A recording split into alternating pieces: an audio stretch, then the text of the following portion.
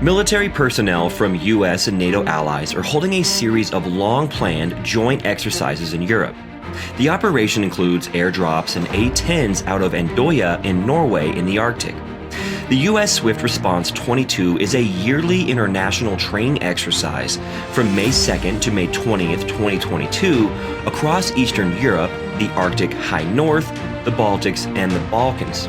The exercise aims to demonstrate combat-ready Army units in Europe and Africa while also improving readiness by enhancing airborne mobility with allies and partners and integrating joint service relationships.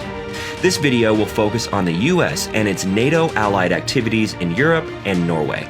The US-led exercise, Swift Response 22, is one of the largest multinational airborne exercises held, and it is taking place this spring at the training grounds spanning the Arctic and across the European theater. The training will feature around 9,000 members of the military forces of 17 ally and partner countries.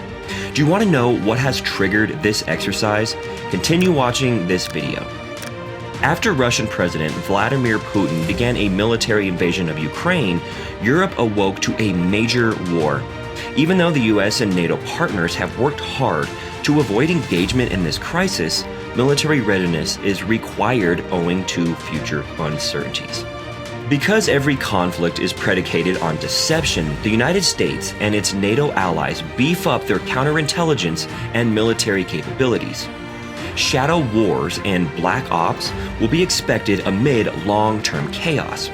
America's opponents are doing everything they can to achieve their goals while maintaining plausible deniability, and the US should be able to do the same. The US exercise, Swift Response 22, will entail military drills such as paratrooper airdrops and NATO air warfare training. We are even seeing A-10s out of Andoya Air Station in Norway in the Arctic. The A-10 Thunderbolt II is the standard low-altitude, close air support aircraft developed for the United States Air Force. The GAU-8 Avenger 30mm Gatling cannon located in the nose of the A-10 is its most famous feature. The A-10 Thunderbolt is unlike any other fighter before or since, having survivability characteristics designed to keep it flying and get it back to base during an assault mission. The plane has redundant engineering characteristics that allows it to fly even if sections of it were shot away. Swift Response 22 intends to show that U.S. Army in Europe and Africa and multinational airborne forces from Europe can be deployed quickly anywhere in the world without prior preparation. According to a press release from the U.S. Army Europe and Africa, a sizable number of service personnel from partner countries will participate in a series of military activities across Europe to illustrate transatlantic cooperation and the partaking nation's security obligations to defense along NATO's eastern flank. The drills take place against a backdrop of heightened security in Europe, which has prompted Washington to dispatch almost 20,000 additional troops to the continent. Compared to last year's training event, the recent drills included roughly twice as many people, making it the largest exercise of its kind. Simultaneously, the goal is to demonstrate the combat readiness and boost their preparedness by improving interoperability in airborne operations between allies and partners and increasing unity across partner services and branches.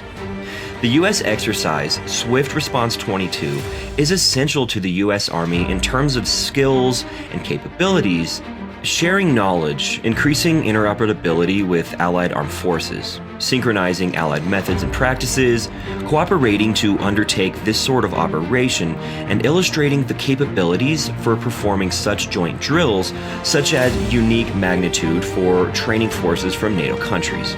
The United States and its European regional allies will highlight their capacity to accept and maneuver a force the size of a U.S. unit, quickly create combat effectiveness, and exercise the force's command structure.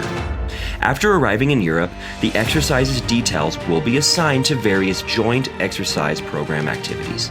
When the troops arrive in Norway, they will be performing operations with Hungarian and Spanish paratroopers with the help of NATO allies in Norway.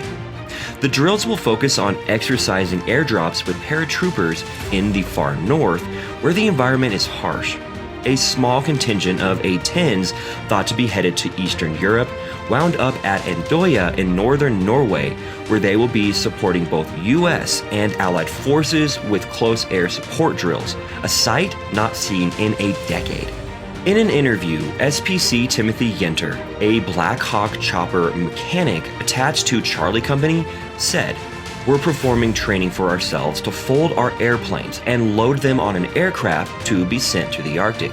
This will be my first time going to Norway, and it's a great opportunity for Allied forces to assist our NATO allies on a C-17. Joint exercises like this help strengthen the NATO Eastern Flank's security by providing training in conformity with NATO standards and procedures. They also allow these norms and standards to be adapted to address new and emerging obstacles on today's battlefield to dissuade an aggressor. Different training episodes like long-distance strategic marches, bridging rivers, and live fire training will also be used to assess the troops' opportunity to collaborate in a joint offensive operation. After all of the US paratroopers have completed their jumps, they will spend the remaining stages of their training in the mountains to adapt to this climate in readiness for future conflicts. Do you like this video? Make sure you subscribe to this channel for more exciting videos and the latest activities of NATO and its allied forces.